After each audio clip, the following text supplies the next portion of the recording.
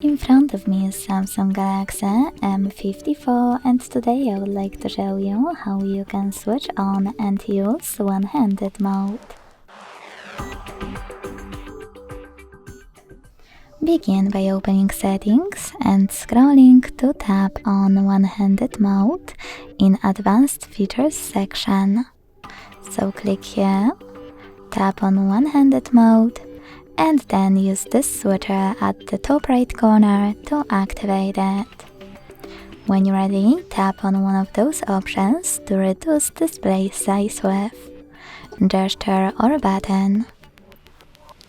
When you're done, follow all of the instructions below the chosen one. In my case, double tap the home button. So when I do that, one-handed mode is on. To scale your shrink screen, hold one of its corners and drag it. To move it around, hold this line at the top and drag it as well. To change placement of it, you can also click on this icon on the left or on the right.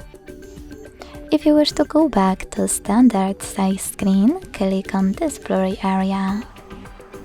To disable one-handed mode completely, use the same no blue switcher. Thanks so much for watching. If you enjoyed this video, don't forget to leave a like, comment and subscribe. Bye!